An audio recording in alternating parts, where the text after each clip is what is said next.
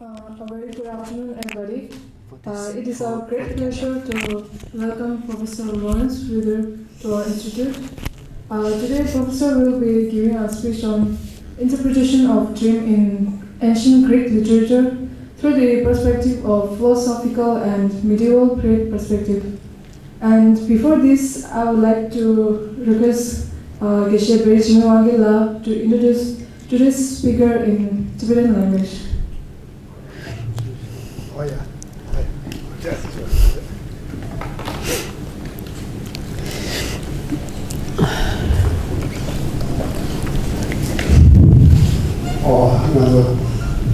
Today, the industry and officer of this, and then continue on the daily lesson number, and then the answering some solution. Laurence Wuidar the teaching issue she the shows the show and other dramas Karesina Nara J she is she local eulogy so down and Sina Tene con Latin cancer jail the show down and show that so shall the Tira America philosophy uses theory, acts the disease, remove, Tigola, Tato, today, Jipa Mombi Pola, Kiasa Dam Drum, Motisar. Today, Pola, Johnny Casacana Molosar. Today, Pola, Shia Tori in the red, Dorizo Tori in the red, Chia Tori in the red, you miss it, Jessica Recipa. On the social and that day, what is she?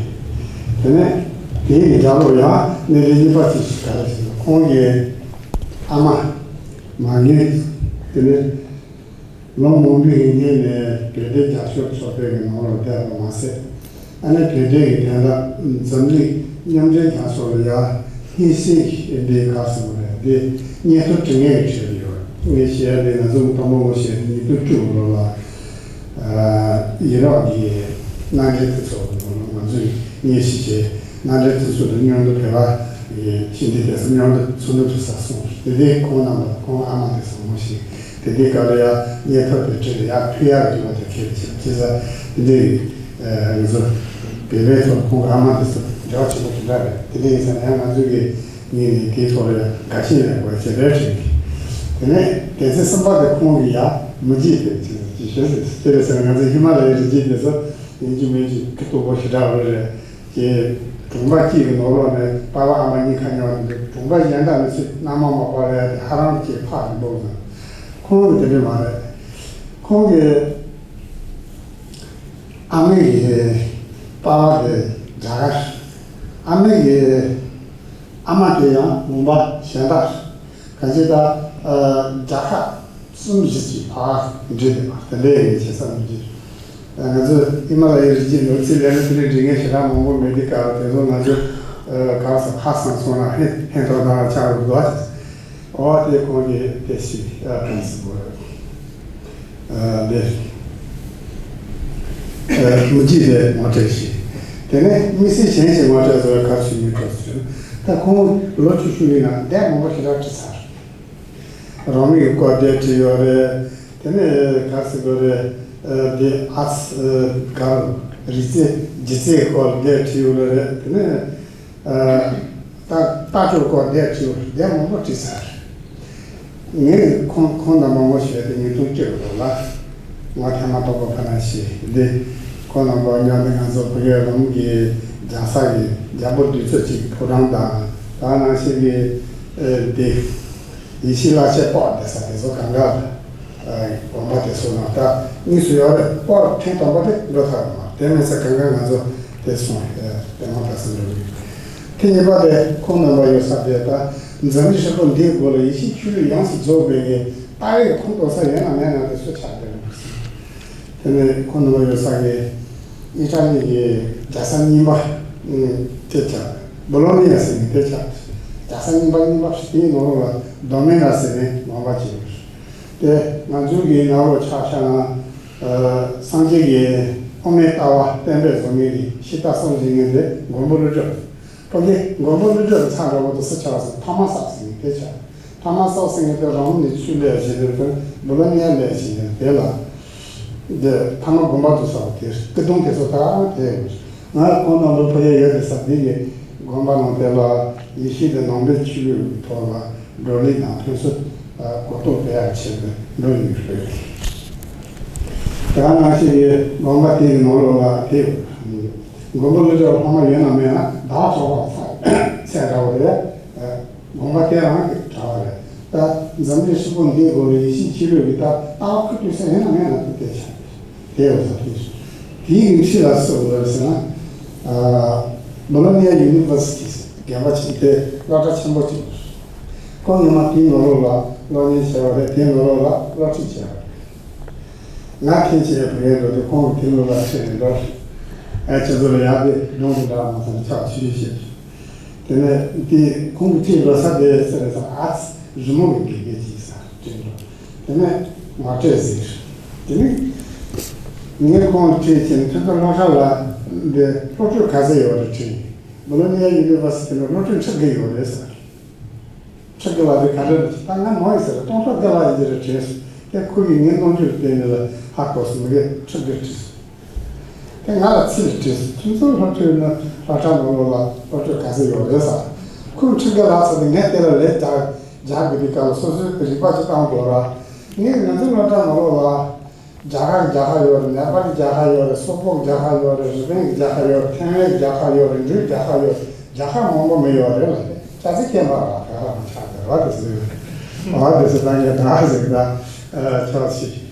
아니 지마 코노 아마도 강간데 줄레스네 라자노로 바꿔주고 있어요. 이게 바꿔주고 가르는 로지 뭐뭐시라 때게 하마. 얘네 코데 줄레냐 당시에 나왔을 때 내가 신나게 있어 아스때 주모다 자유토라 있어요. 또야 다들 공이 와서 다 로드시. 다들 남아서 피하지서 공이 들이시에 가르스나 수백에 기라 파마다. 근데 다저만이 계속이 물론당처럼 이제 네 남아서게 소소들이 간다 파냐 산도 보고에나 근데 담바에 비사가 말해. 근데 비사라고 차리고 뭐 차차 뭐도 수상한데 되는 거. 너네 그게 너서지니 지세지 이제 되냐. 대마도 개요. 근데 뭐그 돈에 출연이 시는데 가까이 가고 싶은 지마 사진들에 당시에 솔레션은 당시에 너네 뒤에 시는 디세 리모라 깔려졌어요. 소수님이 있는데 사람은 칼라무지 마시기 채색이 있어서 소수 담아가서 줘라. 사초조를 생각해. 네가 마스크 사후도 만들어 가르쳐서 사후는 세리죠. 그래서 뭐라 근데 좀 그게 사초조가 찾아서 이마에는데 이제 방식하고 이미지 짜졌다. 이게 계속 주시면 계속 챙겨 들어. 계속 가게 하고 그래서 손이 소소로 무슨 야 계산 소소 레서치는 야를 아무리까 미리 깨짝지 데디카 보면 데디 사진이 쉬운 데디 데디 시토에서 소리 근데 이상 단다 과카데 돌아가죠 소소 근데 당연히 뭐제 아니 디지셔나 근데 지금이죠 내 공기 내 사바스타 디링하라 니마크데 근데 잠을 좀 막다 나서 이라고 자가 놓다 주민이 됐어요. 내가 그거서 또도 스차르스 람차. 디롱벨은 나니 와라가 까 미스키면서 과카 대신치를 모두 근데 모두 착각이면 뭐라도 근데 각이 매비가 통해. 람 나좀 패시 지지 말아봤어요. 그래서 강가에 빠른 얘기에서 대라라 기라 카디카 shum바 되게 대제 강가자 이래서 니소에 남아서야 계속 지통투래. 소소 내려서는 자가 놀러라 자야라고 근데 히말라야 지라 자야 라다에 체크까지 계속 강가에 자로게 대세 비디잖아 자야 그래서 소소게 이때 되잖아 로드나들이 야요레 되게 아티 계속 돌아야 제대로 되지 내 공부 단다 수상다 되거든 반대차라 하나도 레스 디지션 되지사 Thank you.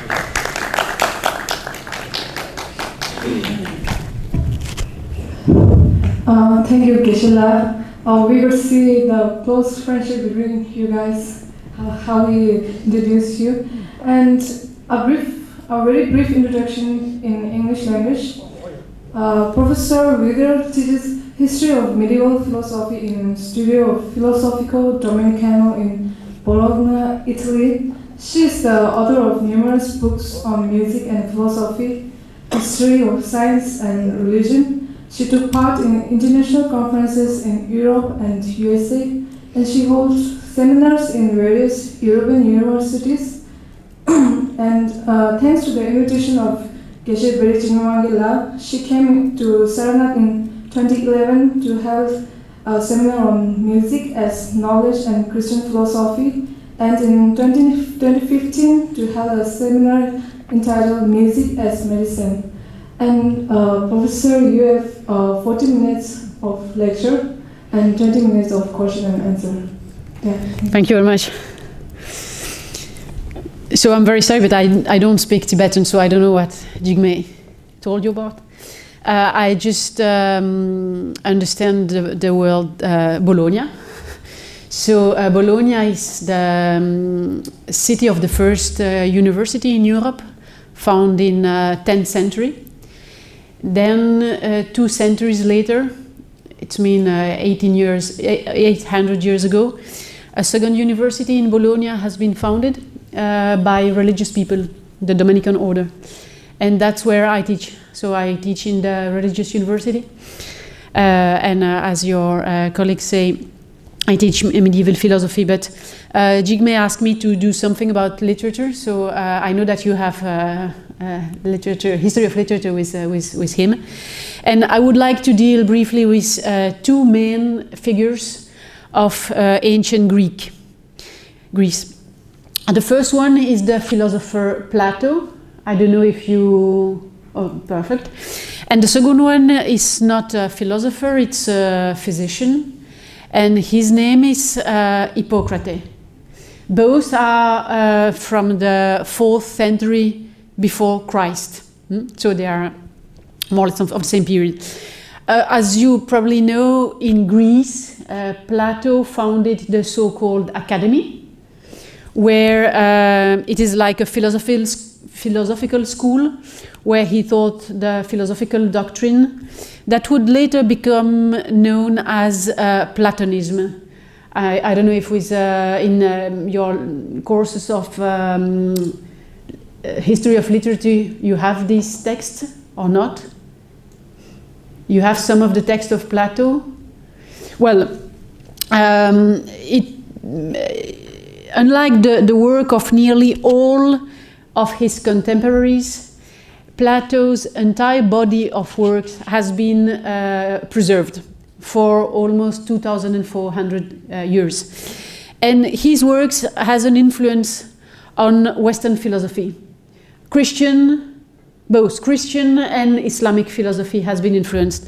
For all the medieval period, Renaissance period, late Renaissance period, and even later, his influence remained deep.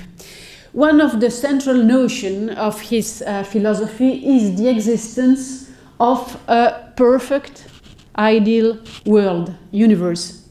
This perfect universe exists before the actual universe. And that has many implications in terms of cosmology, but also of anthropology. One of the implications is that the soul has an existence independently from the body. The soul has an eternal life. It is the eternal part of the human being. And at a certain point, the soul comes down from the heavenly spheres and reach a body. And then the life of the soul on earth begins. So each human being has an eternal soul and a transitory body. While the soul comes down from the heavens to the earth, she took the virtues of all the planetary spheres. I see that you know it. That's good. So each person will have part of the virtues of each planet, each stars. in a different quantity and in a different quality. It depends on the descent of the soul on the body. And that have also, of course, astrological consequences. So the Platonic tradition said at a certain point, in the dream, and that's the very moment in which it is possible, in the dream, the soul travels by herself.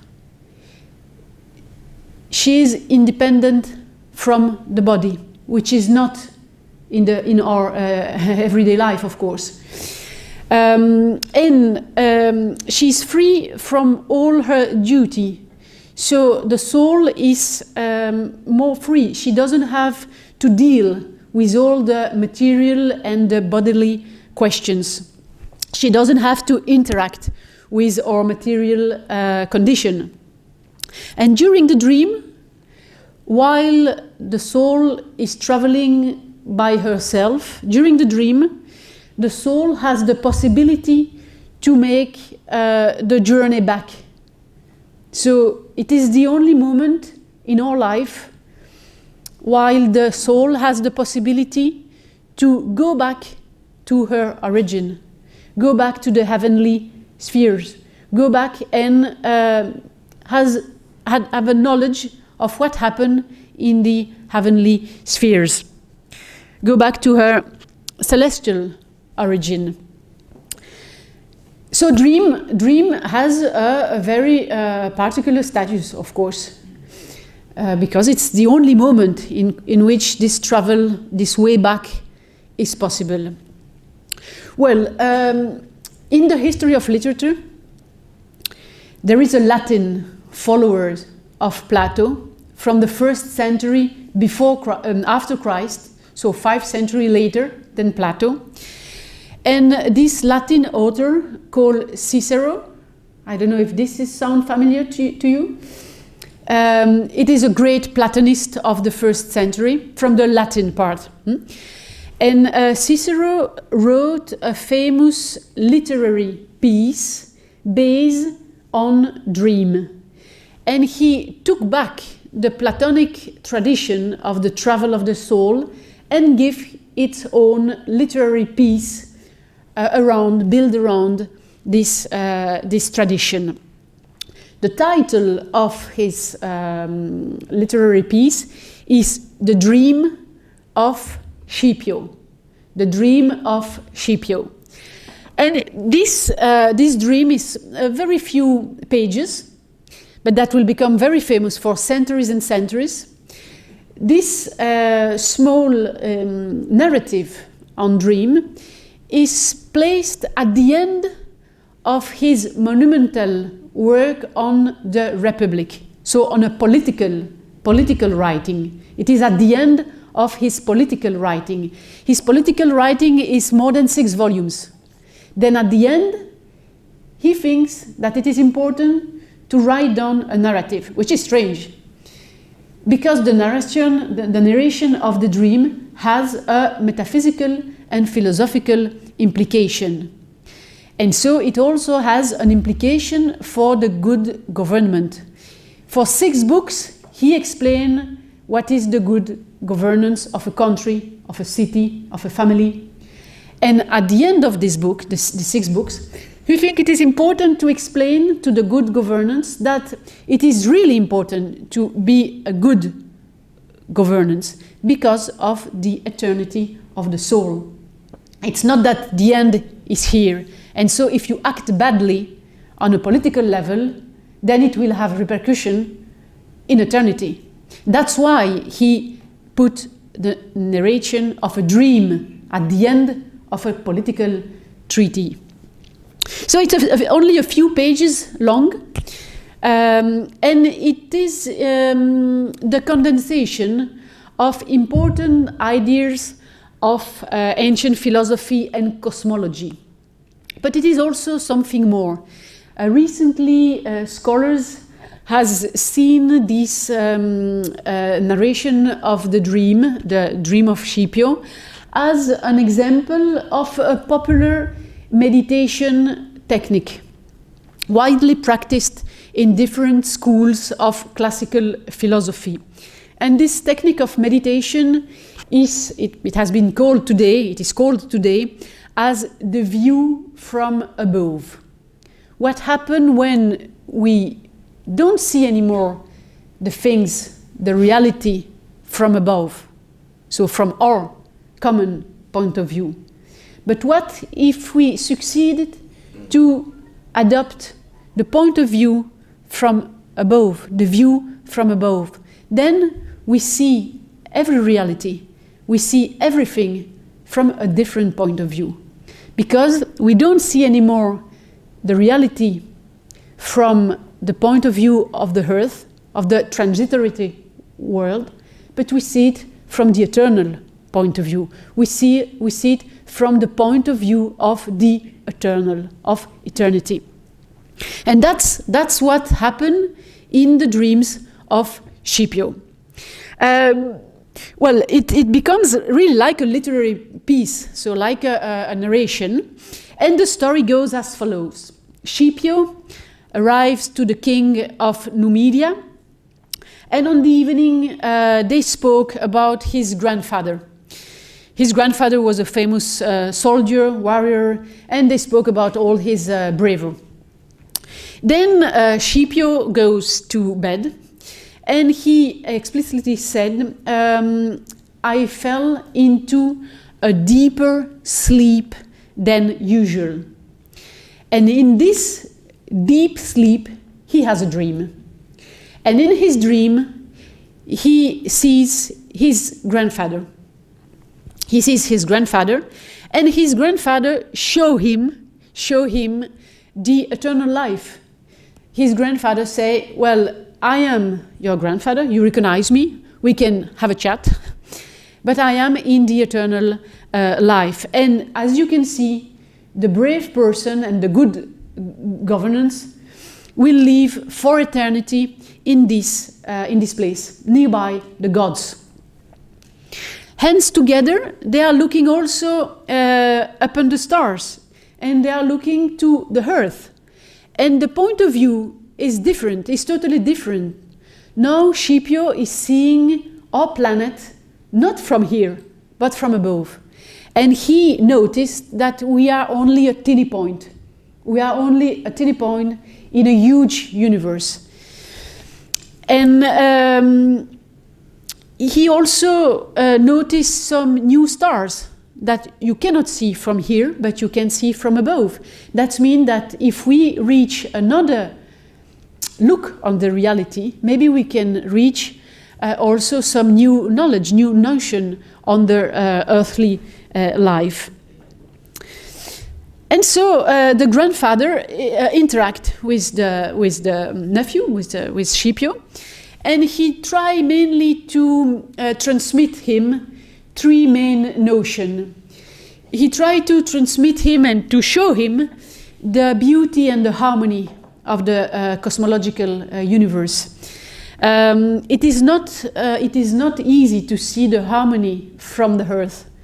We see mostly chaotic life. We see mostly motion and chaos, chaotic existence. Well, from above, the grandfather showed him the harmony and the beauty of the cosmos. Then, second point, the grandfather prophesied. So he prophesied about military victory of his grandson, and also he prophesied on the number of years Scipio still have to stay in life. And third, the grandfather shows him the immortality of the soul. So that's, let's say, the three main teaching Scipio received in his dream. So I think we can say three main points about this narration of a dream.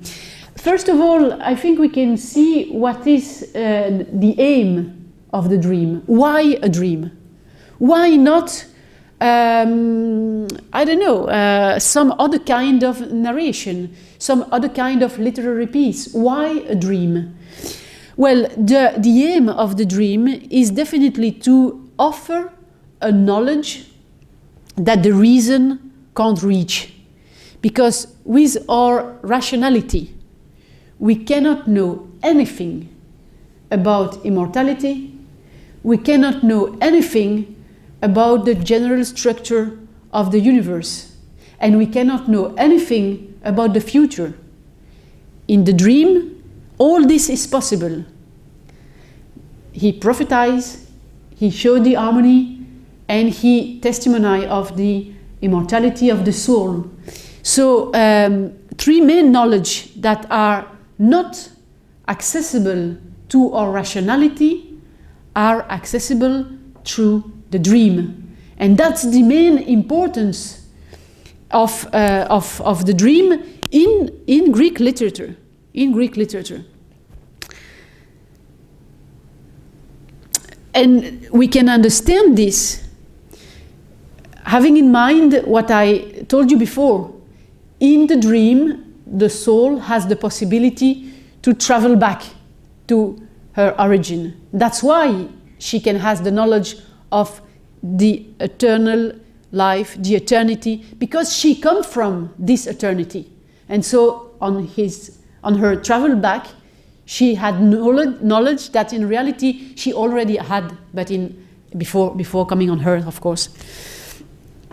So the dream brings knowledge from this celestial region, the secret nature of universal harmony is given to her through the dream as the knowledge of the immortality of the soul. But there is a last element on this narration on dream, and I think that we have to look now is the role, the particularity of the interpret, because there is an interpret in this dream. Who is the interpret of all what Scipio sees on his dream? His grandfather. His grandfather is the interpret of the dream inside of the dream itself. So it is not an external interpret. Someone, maybe you tell the story of your dream to someone and then he will explain it to you. No. Here we have a totally different role of the interpret. Different nature of the interpret, because the interpret of the dream is the spirit of the grandfather inside the dream itself. And so each time Scipio sees realities he doesn't understand, because his rationality cannot understand it, he asks for explanation to the spirit of his grandfather. What is all this harmony? He heard a sound, a musical sound, but he never heard such a sound. And so he asked his grandfather, what is this sound? I've never heard such a sound on earth. And his grandfather explained, so give the interpretation of the sound in the dream. His grandfather explained him, well, this is the testimony of the harmony of the universe, and so on and so forth, for all the sounds, voice, image that Scipio received in his dream. So he needs an interpret. You cannot understand your dream by yourself. Whether it is an external, physical interpret, or an interpret as here, inside of the dream, you need an interpret. And that's fundamental for ancient Greek culture.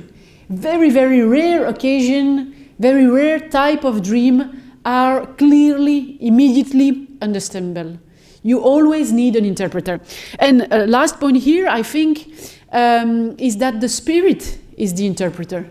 And so it is not corporal, material interpreter, but it is the power of his spirit who can actually interpret the dream, the image and the voice and the music in a proper way.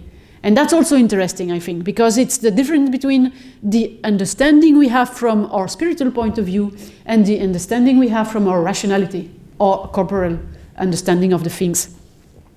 So that's the first part of the talk. I don't know how many minutes I still have, but let's say some minutes again.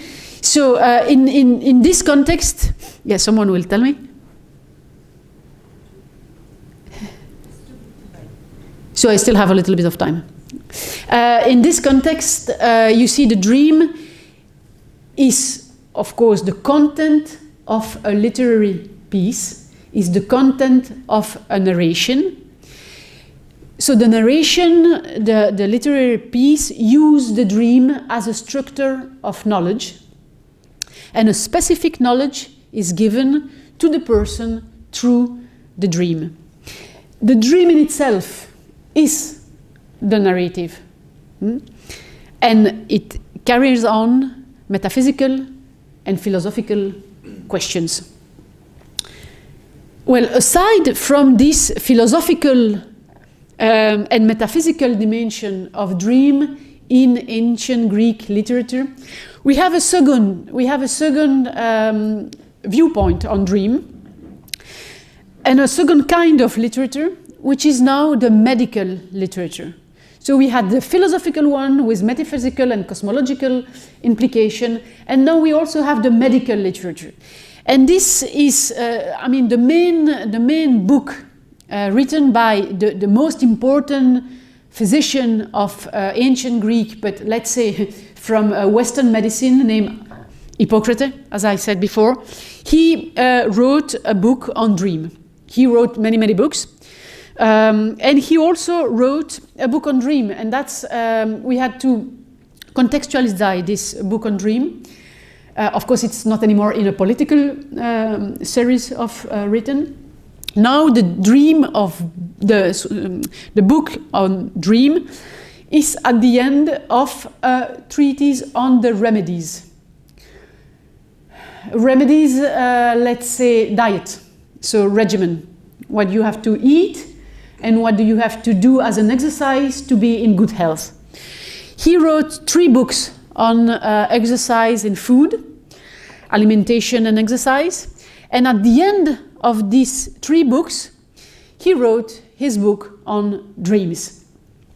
So we have to understand now the perspective, the medical perspective of dream interpretation. The dream doesn't have anymore the function to transmit philosophical or metaphysical or cosmological information. Nothing to do with immortality, cosmology, secret nature of universe, harmony, nothing to do with all that. Dream now has to do with ourselves, with the relationship between our body and our soul, and with all the, let's say, all the unbalance your body can have.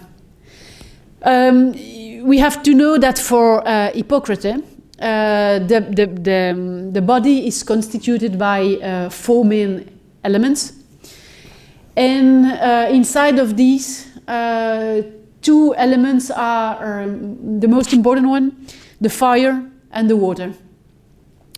The water gives nutriment to everything, and the fire put in life everything. Well, if you have an excess or a deficit in one of the elements of your bodily constitution, then first you will feel a little bit not totally okay, and then it's the sign of illness. So what does the physician, what does the doctor has as instrument to prevent the disease, to prevent the unbalanced constitution, and then of course also to make a right diagnostic, to make the right understanding of the illness if you are unfortunately already ill.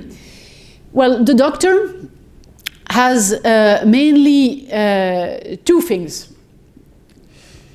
the observation of your body, your eyes, the color of your skin, if something grows on your body, all the physical signs are important to be observed. That's the physical part, or physical part. There is also a second kind of sign that the physician must know, and it's still a physical world. the physician has to know astrology, because he has to know the configuration of the stars, and that are other kind of physical sign. And with the configuration of the stars, the physician will know some things about your future illness. But that is not enough. That is not enough to have a complete view on your state of health or your future illness. So the physician needs to have a third knowledge. And this third knowledge is the interpretation of dreams. So the physician has to be a good interpreter of the dreams of the patients. And in the treatise on dreams of Hippocrates, he gives all the images you can have during your dreams. He classified everything. So he said there are the celestial sign, terrestrial sign. Then if you see dead people, or if you see a monstrous entity, or if you see clothes and shoes. These are strange categories, but these are his 5 categories. And he gives all the interpretation of the different elements inside of these 5 categories. For example, for the stars and the celestial world, he will detail all the stars. And he will detail if the star is in its right position, it's a good sign. I simplify, but that's the main idea. If the moon, for example, is obfuscated by the rain, that's a bad sign, and it will probably mean unbalanced water. You see, it works with analogy. And so on and so forth with all the elements. For example, if you dream a clothes that fit you, it's a good sign. If you dream a clothes that is too small, it will mean restriction of the humors, restriction of the water and fire. On the contrary, if you dream a too big clothes, and so on. So it is very important for the doctor, for the physician, to be able to have the right interpretation of the dream. And that's why we can found an entire book on dreams inside a medical treaty. And to conclude, I would say that the main reason why the dream can carry this information is always the same, as in the philosophical tradition. And so we have a joining point between the philosophical and the medical tradition. The main reason why we can have a new element, new knowledge in the dream is because our soul is traveling freely during our dreams. She is free from our material duties and corporal duties. And so as far as she is free, she travels all around our body, and the soul can notice small elements that will in the future lead to the illness. And these small elements become the image of the dreams. And so if you know how to read this image of the dream, you can prevent illness through the right interpretation. So you see how in part they are different tradition, in part they are similar tradition. This medical tradition disappeared completely in Western culture, let's say in the Renaissance period. So in the 15th, 16th century, let's say in between 15th and 16th century, no one believed anymore in this kind of medical approach of interpretation of the dreams. Interesting enough is that in the 20th century, so let's say 4 or 5 centuries later, two physicians, Freud and Jung, two physicians rediscover the power of dreams, and they build the so-called psychoanalysis science, which is a 20th century new way of considering the relationship between dreams and medical question. But we have a gap of, let's say, 5 centuries in Western culture. So I think these are some elements. Now I would like to know, of course you can do some question, but you can also maybe explain, or some of you can explain the difference with the Tibetan tradition, because I know that Tibetan tradition has similar with difference and with similarities matters. So I would like to know more than speaking again. I would like you to speak and to make maybe some comments and parallel with Tibetan tradition.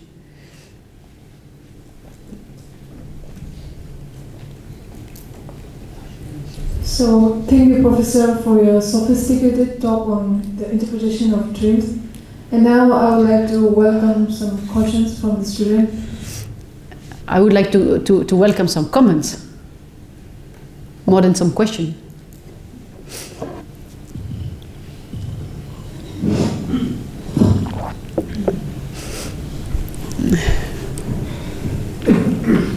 Good afternoon, ma'am.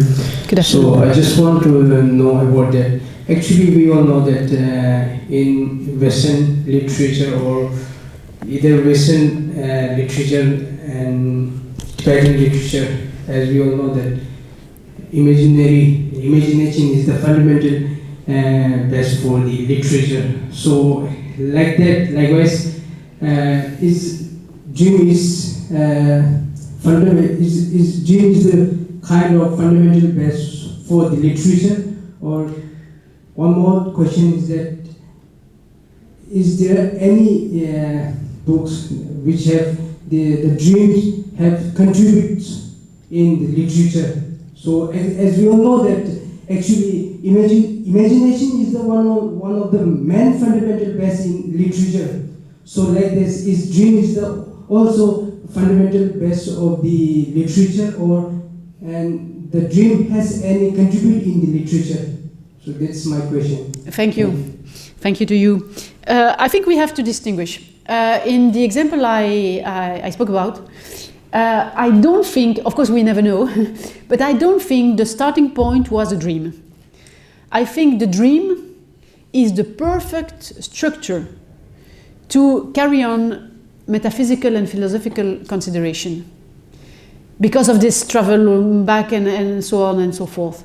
So I don't think the real dream was the fundamental, was the origin of this specific literary piece. Nevertheless, of course, we have many, but mostly later, we have many books, narrative books, that take as a starting point the dream of the author. But that you will essentially find later, and it becomes, in Western literature, it becomes very, very important since, let's say, the 18th century. 18th, 19th, 20th century are the main centuries in which dreams become the basis for literature. Short pieces or very long narration, it depends. And that you will find in German literature, French literature, English literature, maybe German and English literature, but you will find it in general in Western literature. I don't know if I answered both the question in once. Thank you.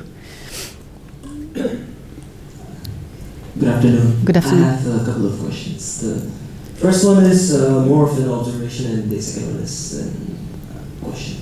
So the first one is, in my limited knowledge of Plato, I understand him as, if not the father, at least a pioneer of Western epistemology or logic. And wouldn't it seem contradictory for him to say that in our dream our soul travels somewhere that it gains a knowledge that reason cannot reach. So doesn't that seem contradictory that he's a logician, and on the other hand he's also saying that there are knowledge beyond logic? I think that's the interesting point. Of course, Plato is the father of logic, but maybe at a certain point he noticed the limit of rationality. So wait a minute. The Dream of Scipio is written by a Latin follower of Plato. So the Dream of Scipio is written by a Latin follower 5 centuries after Plato. Okay? But even in Plato, you have at least 2 passages in his numerous books on the same question. The first one is the passage that gives birth to the Dream of Scipio. And it is a mythology. It is a mythological narration. And that's also interesting. Why a mythological narration, while Plato is the most famous logical and so on. And in this mythological narration, he said it's almost the same, but it's not a dream. It is someone who die, travel in the eternal life, and go back. And in the Latin transmission of this, Cicero changed a little bit, and he said, well, someone who die and then come back, that is not the credibility of the message. It's not strong enough for a philosophical background. So he changed. The guy doesn't die anymore and come back, but he dreams. But that's one of that's the first passage I want to tell you about in Plato. Guys die, see all the eternal life, and come back and tell it. The second passage is another dream in Plato. This time it's really a dream in Platonic literature, so in Plato. And it is when Socrates, Socrates, the follower of Plato, Socrates is in prison. I don't know if you remember, Socrates has been put to jail because he is going to die. And in this very moment, it is his last day, because the day after he will be killed. And in this very last day, he say, well, during all my life, I had the same dream. And I never properly listened probably to this dream, because it comes back again and again. And in this dream that I had for all my life, said only one thing: Socrates, practice and compose some music. And Socrates said, what does it mean? Why should I practice some music? I'm a philosopher. And as a philosopher, what I am doing, I'm trying to understand the harmony, the secret harmonic nature of the universe and of the human being. So I'm already doing music, speculative, contemplative music. But I'm already doing music. And he never listened to the dream. But the very last day of his life, he said, probably I misinterpret the dream. I have to change my interpretation. And he composed. He do practical music.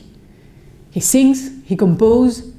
And so that's also interesting. What does it mean? Maybe it means that Socrates did rationality investigation of the universe and of logic and of relation between soul and body for all his life, but maybe he forget one part, which is the more practical, which is the more unrational part of human being.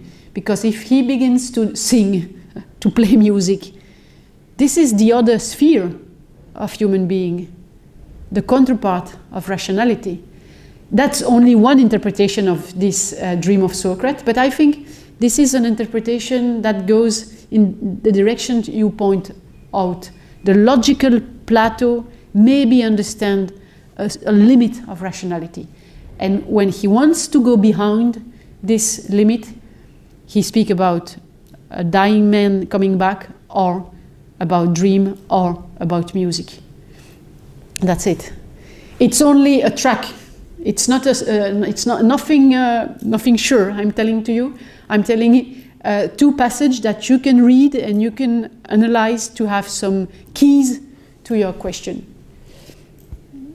The other one? What are some core concepts that defines Platonism? The core concept Of Platonism. Well, this time I just focus on the existence of a pre-existing world. No, there is a universe that exists before our universe, and that has, of course, many philosophical and metaphysical implications, because it means that perfection is not here but over there. And it means that here we are trying to adapt, we are trying to reach this perfect model, but of course we'll never be able. But there is a perfection, there is a perfect universe, which is not this one, but which has given birth to this one. That's one of the, Plato ideas and perfect universe.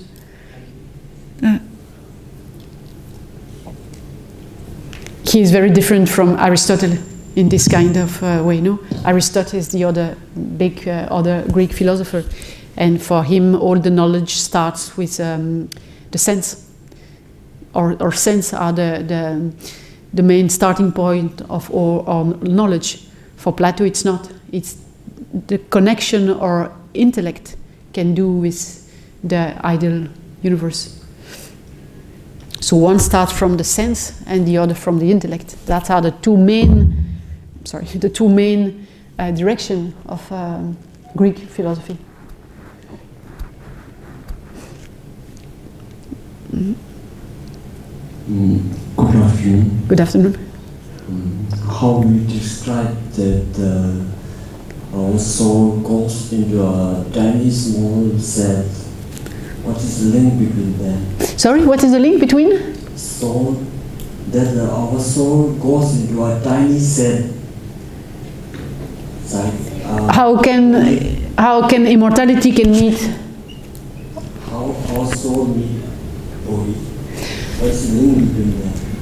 There is a link which is called spirit, and it is in this tradition, in the Platonic tradition, the elements that connect such different kind of element. No, an element that is immortal, non-physical, that comes from heavenly spheres. How can it be joined and perfectly connected with our material body? The connection in the Platonic tradition is called spirit, or fantastic spirit, or fantasy. And it is an element that has both nature. It's a kind of vaporous substance, which is between the material and unmaterial elements. And this third element makes possible the connection between your material and unmaterial part, your mortal, transitory part, and immortal part. That is one of the answers the tradition gave to the connection.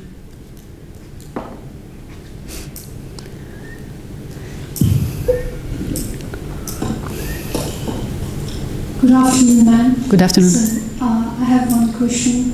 As you have said that why we dream because to learn a knowledge, right? like kind of a knowledge that is not accessed in rational world, it's accessed in our dream. So as per my experience, like usually common people dream at night.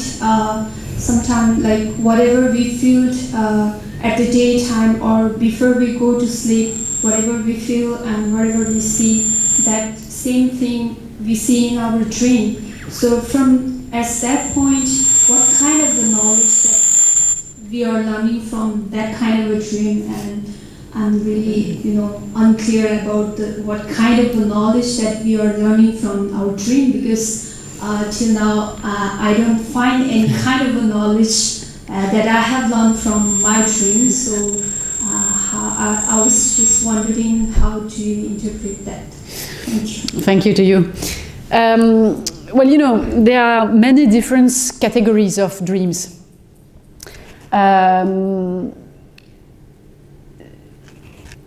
And these categories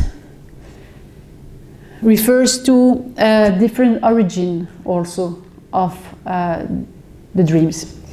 So the ancient were thinking that there is a divine, supernatural origin of dreams. Gods or demon can send you a message through your dream. Of course, this is not the case when you dream what you did the day before. This is the divine origin of the dream, and these dreams usually carry on metaphysical knowledge, knowledge that go beyond your rational capacity. Then there is the natural origin of the dreams. And the natural origin of the dream has both origin. It can be all what you thought during the day, or the day before, or in the past, or when you were a child. So all your thoughts, but also all your body sensation. And that's more or less the dreams you are doing. To dream what happened the day before, to dream what I feel, what I see, what I saw the day before, what I eat the day before. Sometimes it happened to me, even what I eat. But that doesn't carry on, of course, philosophical knowledge. But that can carry on a knowledge for the physician. That can have an importance for the doctor. But of course, you need to know how to interpret your dream, and that is very difficult. I mean, even today, the person who wants to become professional in dream interpretation in the psychoanalysis school, they have to study about.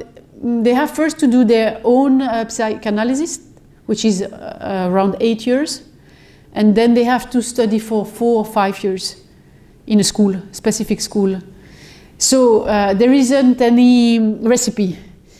Yes, a little bit in the book of Hippocrates, you have a kind of recipe. If you dream the moon with the rain, it means that. But that is a very generic. We can say also maybe a little bit child way of seeing the dream. Nowadays we have a much more complete and complex way of interpretation of the dream, and that's go back to imagination. He's not there anymore, but about imagination, because it's all the symbolic elements we have inside ourselves that comes through the image of the dreams, and that have huge symbolic implication for our life. And that's why also it is not a recipe. That's why you need so many years to know how to interpret your dreams. But just to finish with your question, there is a sentence in Hippocrates, in his book on dream. What if I dream what I did the day before? Exactly in the way I did it. And he said that's a good sign, because it's mean that your soul is right on your body. It's mean that the connection between your soul and your body is a good connection. And so to dream, to think what we did before, it's a good sign. While to dream strange thing, monstrous element, all what is against nature, that's our instead bad sign. That's it. I would like to have a comment on Tibetan tradition.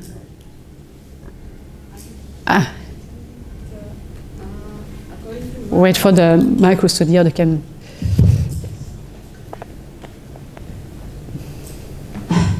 Good afternoon, ma'am. Good afternoon. So, according to my understanding, I come to know that soul has exists independently, and it comes down like from heaven or something. So, if it is like that, then I want to know about the like relation or the difference between mind and soul, because the word soul may be interpreted in different way according to different tradition. So in Buddhism, we always we didn't use that much the word soul, and we are mostly dependent on, or we are talking much about the mind. So if it is similar, if the soul and mind both are similar, then how can you prove that soul or mind is exists independently? And if it exists independently, it should be same for all. So then how can you interpret this? So there is a difference between soul and mind. The soul is what informs your whole personality, your whole person, also your whole body. While the mind is in a way narrow, because the mind is more linked with the intellect. So with the intellectual part of your life only, while the soul has to deal with your whole person. How can you prove that it exists independently? You can't. You cannot prove it. And that's why if a religion or a philosophical tradition wants to say it exists from eternity to eternity, it has always existing, as they cannot prove it through the rational way. There is no demonstration of it. Of course, there is no demonstration of it. Then, or you have to put it as a faith, like Christian do. So for Christian religion, it is a matter of faith. You have to believe it to be a Christian. No demonstration, you have to believe it. I'm not saying it's right or it's wrong, but it's a question of faith.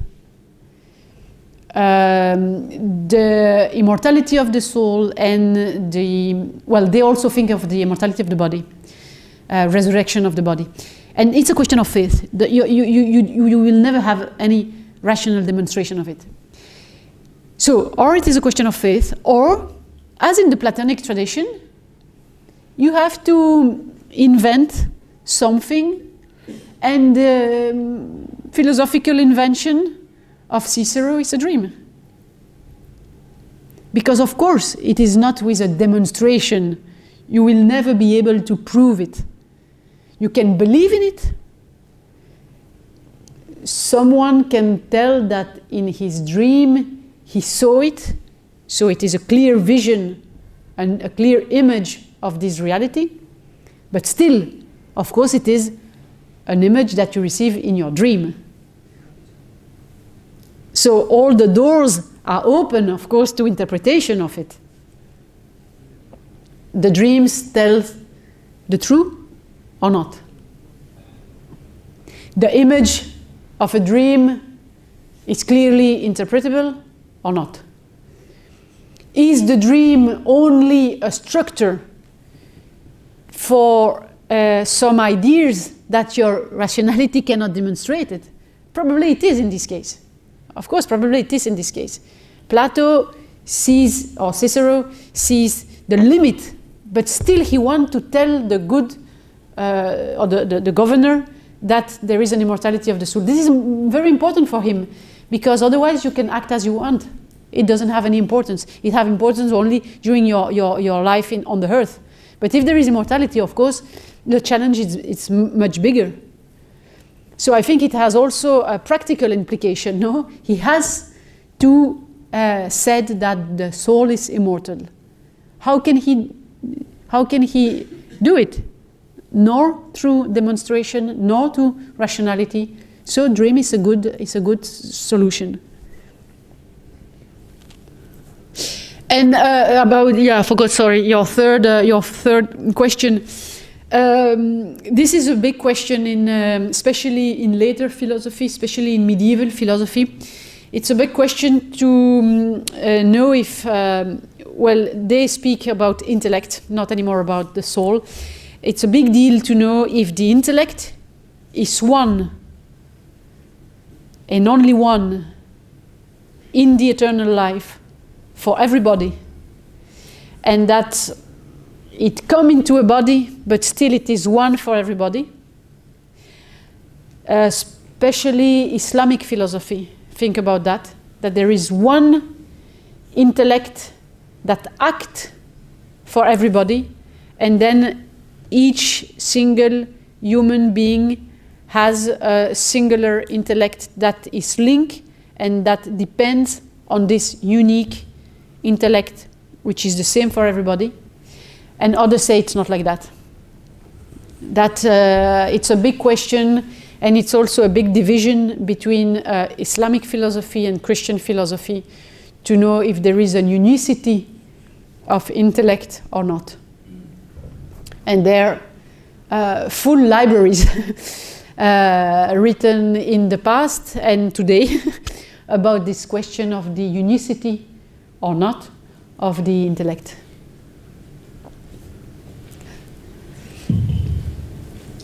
Good afternoon, ma'am. Good afternoon. First off, I would like to thank you for taking out time and talking about this very interesting topic. Thank you to you. I just have one question, but I'm not sure if it is related with the topic, but I'm just going to give it a go. So we often talk about déjà vu, right? Déjà vu, the French word. Déjà vu, yes. Yeah, the feeling of having already experienced the present situation. Most likely in the past. So I wanted to ask if there is any sort of interpretation for that, because personally I sort of experience that a lot on a daily basis, and I feel that's the same for all of us. So is there any kind of interpretation for that? That you dream about a déjà vu. That you dream. Not dream, not necessarily dream. Not necessarily dream. Yeah, the déjà vu, the feeling that you have already experienced. You know, you get that feeling. You don't have to sleep and dream, you get that. Yes, there is a huge literature also on this subject because this is also connected with the vision. The vision is a little bit different from dream because dream happen during your sleep, so the body is totally at rest and the soul is traveling by herself. While vision can happen also when you are awake. And so maybe this impression of déjà vu can be related to the world of the vision. There is a literature on this. Well, of course, some can interpret it as a proof, a demonstration of pre-existence of the soul, because you have already seen everything, in a sense. Because if you come from eternity, there is no time in eternity. Everything already happened. So it can be seen as a proof, a demonstration of the immortality of the soul, because actually your soul already live everything. But other will give other interpretation. You know, interpretation is it's always a plural universe. It's never narrow, and it's never one single interpretation for one single reality, whether it is a vision, a dream, a déjà vu, or other kind of feeling. While you open interpretation, it's always multiple, and I think that's good also, because it doesn't narrow you. It can be dangerous, no, to be narrow in a single interpretation.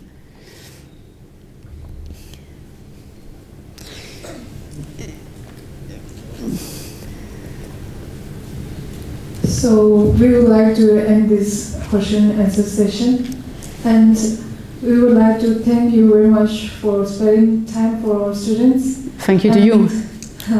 So talking of appreciation, I would like to request Geshe Berejimela to felicitate our professor with a portrait.